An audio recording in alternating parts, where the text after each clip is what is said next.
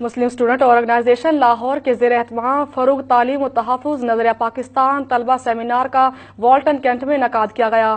Seminar میں مختلف شعبۂ حیات زندگی سے تعلق رکھنے والی شخصیات نے شرکت کی۔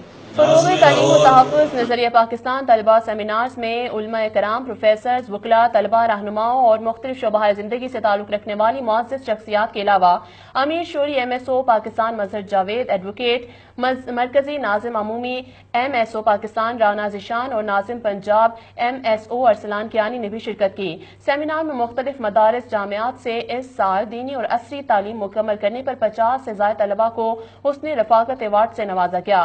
سیمینار سے خطاب کرتے ہوئے سابق جوائنٹ سیکرٹری اسلام آباد بار کونسل مظہر جاوید ایڈوکیٹ نے کہا کہ مسلم سٹوڈنٹس آرگنائزیشن پاکستان کے نوجوانوں کی مذہب اور وطن سے وابستگی مثالی ہے۔ مسلم سٹوڈنٹس آرگنائزیشن پاکستان معاشرے کی دو انتہاؤں ملا اور مسٹر کے درمیان مضبوط رابطہ ہے۔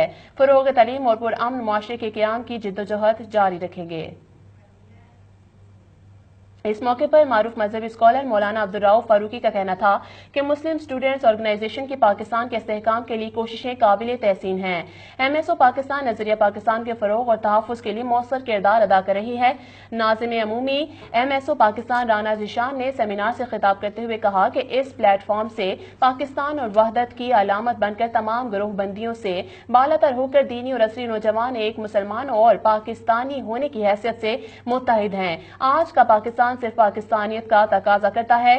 ناظم پنجاب ارسلان کیانی اور ناظم لاہور عزیز گل توحیدی نے بھی سیمینار سے خطاب کیا۔